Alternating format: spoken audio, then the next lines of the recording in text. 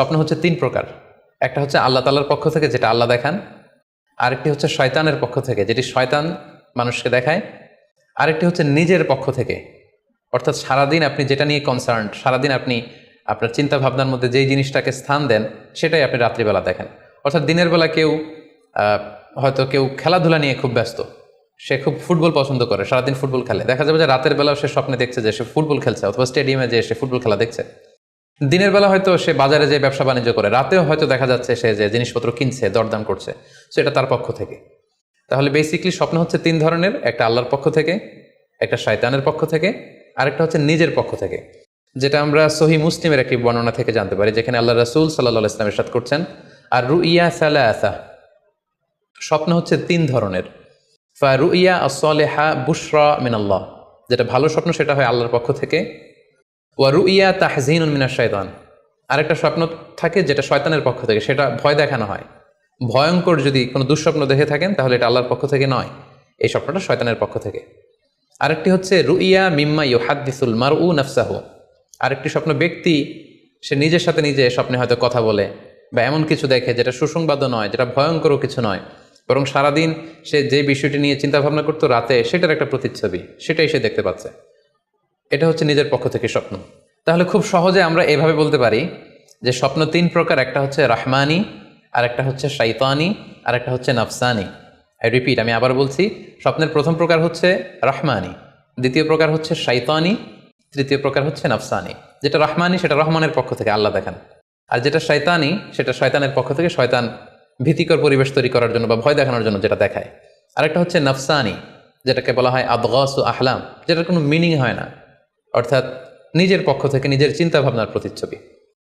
তাহলে শুরুতে আমরা জানবার চেষ্টা করব যে রহমানি, যেটাকে আরবিতে বলা হচ্ছে রুইয়া বা রুইয়া সাদেকা বা সালেহা, সেটা কি, এবং সেটা যদি আমরা দেখি সেক্ষেত্রে আমাদের করণীয় কি। এক্ষেত্রে আমরা সহিহ বুখারীর একটি হাদিসকে উল্লেখ করতে পারি, যেখানে আল্লাহ রাসূল সাল্লাল্লাহু আলাইহি ওয়াসাল্লাম ইরশাদ করেছেন, ইযা রাআ আহাদুকুম রুইয়া ইউহিব্বুহা, তোমাদের কেউ যদি কোনো স্বপ্ন দেখে যে স্বপ্নটা সে পছন্দ করে, মানে স্বপ্নটা দেখে he feels good or she feels good, তার ভালো লাগছে, তাহলে বুঝতে হবে ফা ইন্নামা হিয়া মিনাল্লাহ, এই স্বপ্নটা আল্লাহর পক্ষ থেকে, এটা সাধারণ স্বপ্ন নয়, এটা খুবই অর্থবহ স্বপ্ন। তখন সে কী করবে, ফালিয়াহমাদিল্লাহ আলাইহা, সে তখন এই সুন্দর স্বপ্ন দেখার কারণে আল্লাহর শুকরিয়া করবে। ওয়াল ইউহাদ্দিস বিহা, এবং চাইলে এসে এই স্বপ্নের কথা মানুষের কাছে বর্ণনা করতে পারে বা শেয়ার করতে পারে। তাহলে সহিহ বুখারীর এই হাদিসের ভাষ্য অনুযায়ী আমরা যেটা বুঝলাম, আমরা যদি ভালো কোনো স্বপ্ন দেখি তাহলে তিনটি কাজ করা যেতে পারে। প্রথমত আল্লাহর প্রশংসা করা, যেহেতু আমি ভালো একটি স্বপ্ন দেখেছি, আল্লাহর শুকরিয়া বা প্রশংসা আমরা করতে পারি। দ্বিতীয়ত চাইলে সুসংবাদ হিসেবে এই স্বপ্নটা আমি কারোর সাথে শেয়ার করতে পারি। আর তিন নাম্বার হচ্ছে এমন ব্যক্তিকে আমি শেয়ার করব যে আমাকে ভালোবাসে বা যে আমার শুভাকাঙ্ক্ষী, তা না হলে আমি হিংসার শিকার হতে পারি। কারণ আর নেয়ামাতু মাহসুদা, যে কোনো ধরনের নেয়ামতি, আপনি যদি আল্লাহর কোনো বিশেষ মার্সি, ব্লেসিংস বা নেয়ামত পেয়ে ধন্য হন, এটা সবার ভালো নাও লাগতে পারে, এটা সবার অন্তরে সহ্য নাও হতে পারে, ফলে আপনি হিংসার শিকার হতে পারেন। সো ভালো স্বপ্ন দেখলে আপনি চাইলে কারোর কাছে শেয়ার করতে পারেন, সেক্ষেত্রে সে যদি আপনার শুভাকাঙ্ক্ষী হয় বা আপনাকে পছন্দ করে, আপনাকে ভালোবাসে, এরকম কাছের কারোর সাথে আপনি শেয়ার করতে পারেন। আমরা সবাই নিঃসন্দেহে এরকম ভালো ভালো স্বপ্ন দেখতে চাই, আমরা কেউই ভয়ঙ্কর কোনো স্বপ্ন দেখতে চাই না। আমরা নিঃসন্দেহে এমন স্বপ্ন দেখতে চাই রাতের বেলায় যেই স্বপ্নে আল্লাহ তাআলার পক্ষ থেকে আমাদের জন্য দিক নির্দেশনা থাকবে, অথবা কোনো সুসংবাদ থাকবে, কিংবা থাকবে আগাম কোনো সতর্কতা বাণী। এ জাতীয় ভালো স্বপ্ন যদি আমরা দেখতে চাই তাহলে আমাদের কি করা উচিত? সেক্ষেত্রে সর্বপ্রথম আমাদের যেটা করতে হবে, আমাদেরকে সত্যবাদী হতে হবে। সাধারণত সত্যবাদীদের স্বপ্ন সত্য হয়ে থাকে। যেখানেই সত্য সেখানেই যেন আমার অবস্থান হয়, আমি যেন সবসময় সত্যের পক্ষে থাকি। দুই নম্বর হচ্ছে আকলুল হালাল, আমাকে হালাল খেতে হবে। যারা হালাল খায় তাদের স্বপ্ন সাধারণত সত্য হয় এবং অর্থবহ স্বপ্ন হয়। পাশাপাশি আল্লাহ তাআলার দেয়া যে আদেশ নিষেধ সেগুলো আমাকে মেনে চলতে হবে। 4 নম্বরে রাত্রিবেলা আমি যখন ঘুমাবো আমাকে অজু করে ঘুমাতে হবে। ওই ইয়ানামু আলা তাহারা, পবিত্রতার সাথে যদি কেউ ঘুমায় তাহলে অজু করে ঘুমালে রাতে সে যে স্বপ্ন দেখবে সাধারণত সে স্বপ্নটি সত্য হয়। যদি সম্ভব হয় ক্যাবলামুখী হয়ে শোয়া, ক্যাবলামুখী হয়ে আমরা শুতে পারি।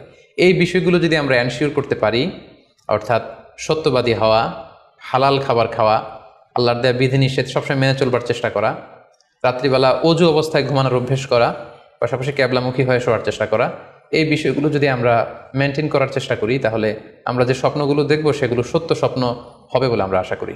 প্রিয় সুধী, এবারে আমরা জানবো স্বপ্নের দ্বিতীয় প্রকারের ব্যাপারে, অর্থাৎ যেটাকে আরবিতে বলা হচ্ছে হলম, বা আমরা বলেছি শয়তানি, যেটা শয়তানের পক্ষ থেকে আসে। সেক্ষেত্রে শয়তান এটা সাধারণত মানুষকে ভয় দেখানোর জন্য, ঘুমের মধ্যে তার কোনো অকল্যাণ করার জন্য যে স্বপ্নটা দেখায়, এটা হচ্ছে শয়তানি। সেক্ষেত্রে সহিহ মুসলিমের একটি হাদিসের কথা আমরা এখানে উল্লেখ করতে পারি। সেখানে আল্লাহ রাসূল সাল্লাল্লাহু আলাইহি ওয়াসাল্লাম বলেছেন, আর রুইয়া মিন আল্লাহ, ভালো স্বপ্ন হচ্ছে আল্লাহর পক্ষ থেকে, ওয়াল হুলমু মিনাশ শাইতান, আর খারাপ স্বপ্ন হচ্ছে শয়তানের পক্ষ থেকে। এখন কেউ যদি আমরা এই ভয়ঙ্কর স্বপ্ন রাতে দেখে ফেলি, যেটাকে আমরা নাইট মেয়ার বলি বা হরর ড্রিম বলি, ভয়ঙ্কর স্বপ্ন বা দুঃস্বপ্ন, যেটা দেখে আমরা খুব হাঁপিয়ে উঠি, আমাদের শ্বাস প্রশ্বাসের গতিবিধি বেড়ে যায়, আমরা খুব ভয় পাই, প্রচণ্ড ভয়ে আমরা আতকে উঠি এবং ঘুম ভেঙে যায় আমাদের, এরকম ভয়ঙ্কর স্বপ্ন যদি আমরা দেখি, তখন আমরা কি করব? এ ব্যাপারে কি ইসলামের কোনো দিক নির্দেশনা আছে? হ্যাঁ, অবশ্যই দিক নির্দেশনা আছে।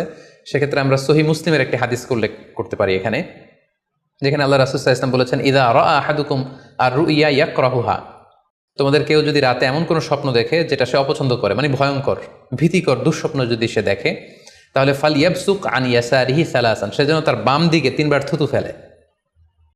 ওয়াল ইয়াস্তাইদ বিল্লাহি মিনাশ শাইতানি সালাসান, আর সে যেন শয়তানের ব্যাপারে আল্লাহ তাআলার কাছে 3 বার পানাহ চায় বা আশ্রয় প্রার্থনা করে।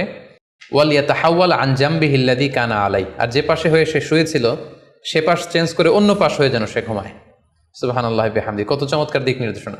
এবং সুনানে ইবনু মাজায় আরও একটি সহিহ হাদিস আমরা এখানে উল্লেখ করতে পারি, যেখানে আল্লাহ রাসূল সাল্লাল্লাহু আলাইহি ওয়াসাল্লাম বলেছেন, ইযা রাআ আহাদুকুম রুইয়া ইয়াকরাহুহা, কেউ যদি রাতে খারাপ বা ভয়ঙ্কর কোনো স্বপ্ন দেখে, ফালিয়াতাহাওয়াল, সে যেন তার বিছানা চেঞ্জ করে নেয়, জায়গা চেঞ্জ করে নেয়।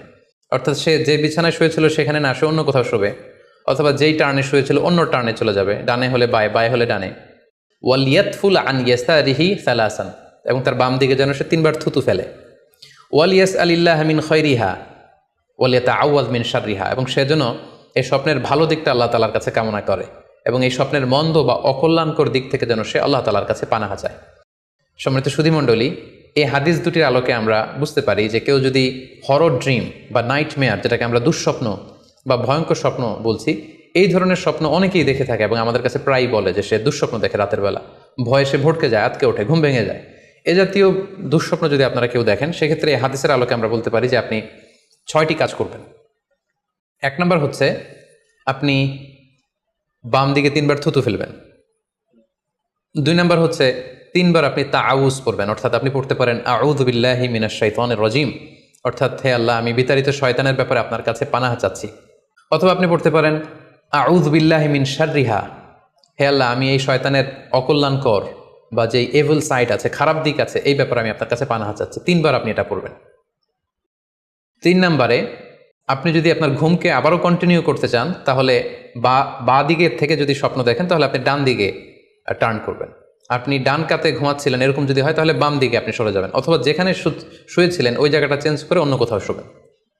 4 নাম্বার হচ্ছে আপনি যদি ঘুম আর কন্টিনিউ করতে না চান, তাহলে আপনি অজু করে ফেলবেন। তাৎক্ষণিক আপনি আপনার ঘুম যদি আপনি কন্টিনিউ করতে না চান, অজু করে ফেলবেন এবং 2 রাকাত সালাত আদায় করবেন। 5 নাম্বার হচ্ছে এই স্বপ্ন আপনি কারোর সাথে শেয়ার করবেন না।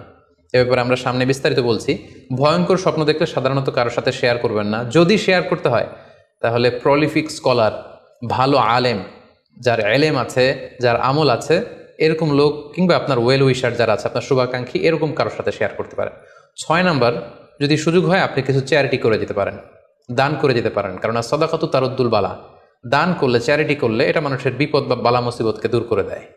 এ পর্যায়ে আমরা শুনবো স্বপ্নের 3 নম্বর প্রকারের ব্যাপারে, অর্থাৎ যেটাকে আমরা বলেছিলাম আদগাস ও আহলাম বা নাফসানি। এটা আল্লাহ তাআলাও দেখান না, যেটা শয়তানও ভয় দেখানোর জন্য দেখায় না, বরং এটা আমার চিন্তা ভাবনার প্রতিচ্ছবি। এটা সাধারণত অর্থহীন স্বপ্ন আমরা বলে থাকি, এটার কোনো অর্থ হয় না, বা আমার কল্পনাপ্রসূত স্বপ্ন। সারাদিন আমি যেটা নিয়ে ভাবি, যেটা নিয়ে আমি কনসার্ন বা টেন্সড, ওইটাই আমি রাতের বেলায় দেখছি। এ জাতীয় স্বপ্ন যদি আমরা দেখি, তাহলে এই স্বপ্নের কোনো অর্থ নেই, এটাতে কোনো দিক নির্দেশনা নেই, এটা সাধারণত অর্থহীন এবং কল্পনাপ্রসূত স্বপ্ন হয়ে থাকে। এই স্বপ্নের কোনো ব্যাখ্যা হয় না।